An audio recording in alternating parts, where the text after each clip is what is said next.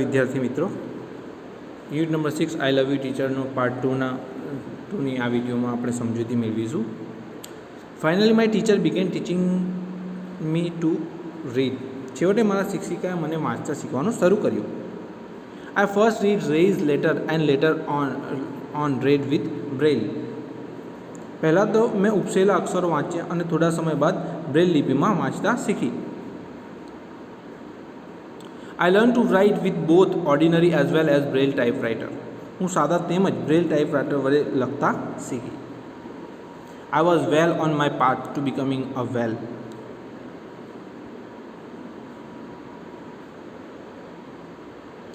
educated person. હું એક સુશિક્ષિત વ્યક્તિ બનવાના માર્ગ પર પ્રગતિ કરી રહી હતી. I was provided all the possible opportunities to develop my abilities and I made the maximum use of them. મારી ક્ષમતાઓને વિકસાવવાની બધી જ શક્ય તક મને આપવામાં આવી અને મેં તેનો મહત્તમ ઉપયોગ કર્યો. I developed great confidence and I even visited the president Cleveland at the White House. મારો આત્મવિશ્વાસ ખૂબ જ વધ્યો અને હું વ્હાઇટ હાઉસમાં રાષ્ટ્રપ્રમુખ ક્લીવલેન્ડને પણ મળી. In 1890 at the age of about 10, લગભગ 10 વર્ષની ઉંમરે, I moved to Perkins Institution. મેં પર્કિન્સ ઇન્સ્ટિટ્યુશનમાં પ્રવેશ લીધો. Here my teacher Anne Sullivan continued to teach me. અહીં મારા શિક્ષિકા એન સુલેવાને મને ભણાવવાનું ચાલુ રાખ્યું. I could make friends with other blind children here. અહીં બીજા અંધ બાળકો સાથે હું મૈત્રી કરી શકી. My loneliness began to disappear and my progress of learning improved quite well. મારી એકલતા દૂર થઈ અને મારા શિક્ષણની પ્રગતિ ઘણી સારી થઈ. I learned Latin, German and arithmetic. હું લેટિન, જર્મન અને ગણિત શીખી. In 1896, I moved on to the Cambridge School of Young Ladies in Massachusetts.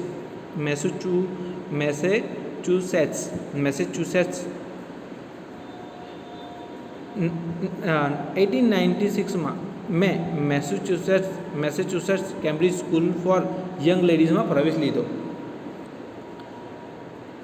This was really a great achievement for a lady like me, who was blind, deaf and could barely produce sound for communication. મારા જેવી અંધ બધિર અને વાતચીત માટે મુશ્કેલીથી થોડો શબ્દ બોલી શકતી સ્ત્રી માટે આ ખરેખર એક ખૂબ મોટી સિદ્ધિ હતી.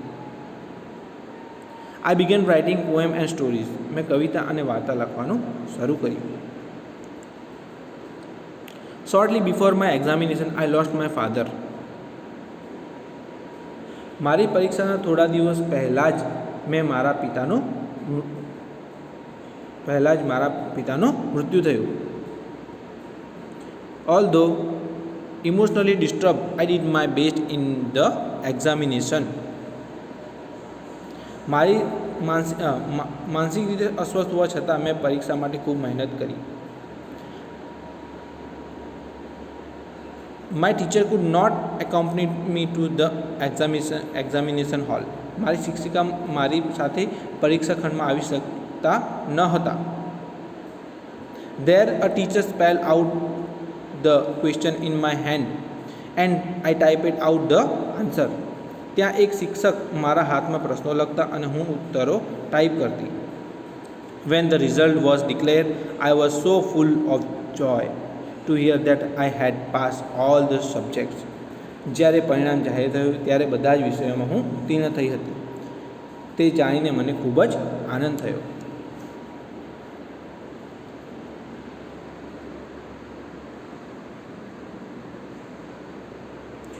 I remember my first day at the Redcliffe College in 1900. 1900માં Radcliffe કોલેજનો પહેલો દિવસ મને યાદ આવે છે. I knew there were challenges in my way, but I was eager to overcome. મારા માર્ગમાં મુશ્કેલીઓ હતી તે હું જાણતી હતી, પણ તેમના પર વિજય મેળવવા હું આતુર હતી. The professor looked far away as if they were speaking through a telephone. અધ્યાપકો જાણે કે ટેલિફોન દ્વારા બોલતા હોય તેટલા દૂર લાગતા હતા. The lectures were spelled into my palm as rapidly as possible. બને તેટલી ઝડપથી મારી હથેળીમાં વ્યાખ્યાનો ઉતારવામાં આવતા. I would note down whatever I remembered when I went back home. ઘેર આવીને જે કંઈ યાદ રહેતું તેની નોંધ કરતી. Here I began to write about my life. અહીં મેં મારા જીવન વિશે લખવાનું શરૂ કર્યું. I wrote the story both in braille and on a normal typewriter. મેં આત્મકથા બ્રેલમાં અને સાદા ટાઈપરાઇટર પર લખી હતી. The story of my life was edited by John Massey. મારી આત્મકથાનું સંપાદન જોન મેસી દ્વારા કરવામાં આવ્યું. The writing was published in a magazine in 1903 and I was paid for it. 1903માં આ લેખ એક સામાયિકમાં પ્રસિદ્ધ થયો અને મને તેના માટે પૈસા ચૂકવવામાં આવ્યા. We the blind are as indebted to Louis Braille as mankind to Gutenberg.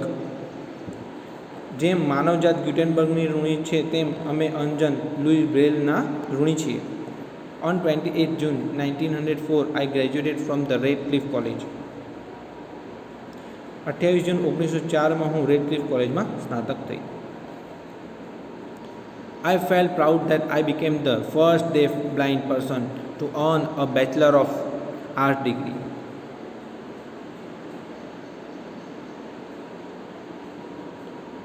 BA ની પદવી પ્રાપ્ત કરનાર હું સૌપ્રથમ બધિર અંધ વ્યક્તિ હતી તેનો મને ગર્વ થયો. I began to write about my life. I wrote the story both in braille. આ પૂરું થઈ ગયું છે, આગળ આપણે જવાનું છે. I began to feel that I must educate people on way to help the blinds. મને લાગ્યું કે અંધજનોને વિવિધ રીતે મદદ કરવા માટે મારે લોકોને જાગૃત કરવા જોઈએ. My prime goal in my life was to spread awareness regarding the poor neglected state of blind. મારા જીવનનો મુખ્ય ધ્યેય અંધજનોની નબળી અને ઉપેક્ષિત સ્થિતિ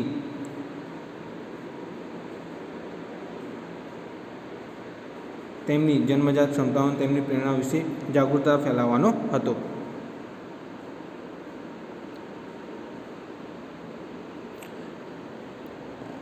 તેમની જન્મજાત ક્ષમતાઓ એટલે કે their innate abilities and their inspiration અને ઇન્સ્પિરેશન એટલે કે પ્રેરણા. I had to raise fund not only to sustain a living for myself but also to start project to remove darkness and miseries from the lives of other blind people. મારે મારા પોતાના જીવન નિર્વાહ માટે નહીં પણ બીજા અંધજનોના જીવનમાંથી અંધકાર અને દુઃખ દૂર કરવાની યોજનાઓ શરૂ કરવા માટે ભંડોળ ઊભું કરવાનું હતું. I strongly felt that I must give the other what I had gained from my teacher. મારા શિક્ષિકાએ પાસેથી મેં જે પ્રાપ્ત કર્યું તે મારે બીજાને આપવું જોઈએ તેવું મને દૃઢપણે લાગતું. Then came a dark cloud in my sky. પછી મારા જીવનમાં આકાશમાં એક કાળું વાદળું આવી ગયું. I was deeply concerned about that. મને તે વિશે ખૂબ જ ચિંતા થતી હતી. My teacher's eyesight was worsening day by day. મારા શિક્ષિકાની આંખો નબળી પડી રહી હતી. As a result, she could not see clearly. તેથી તેઓ સ્પષ્ટ જોઈ શકતા ન હતા. She was brave enough to fight against her problem.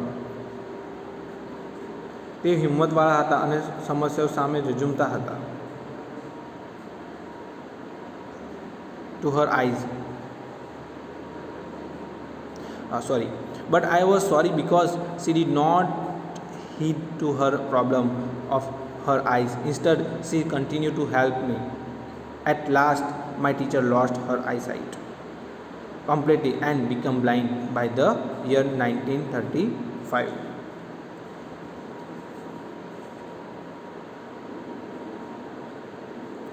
સો તેમણે પોતાની જાતે પ્રત્યે જરાય ધ્યાન આપ્યો વિના જ મને મદદ કરવાનું ચાલુ રાખ્યું. તેથી મને ખૂબ દુઃખ થતું. છેવટે મારા શિક્ષિકા તેમની દૃષ્ટિ ગુમાવી અને 1935માં તેઓ અંધ થઈ ગયા.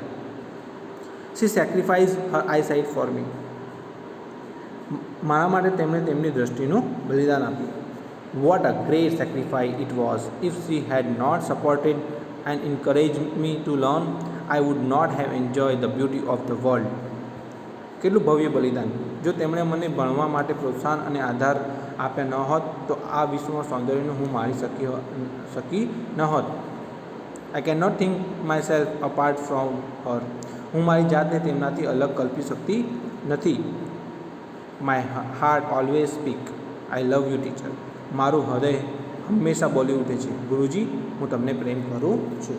તો વિદ્યાર્થી મિત્રો, અહીંયા યુનિટ 6નું પાર્ટ 2નું સમજૂતી પૂર્ણ થાય છે. આશા છે કે આ વિડીયો દ્વારા તમને સમજૂતી યુનિટની સમજમાં આવી ગયું હશે. Thank you.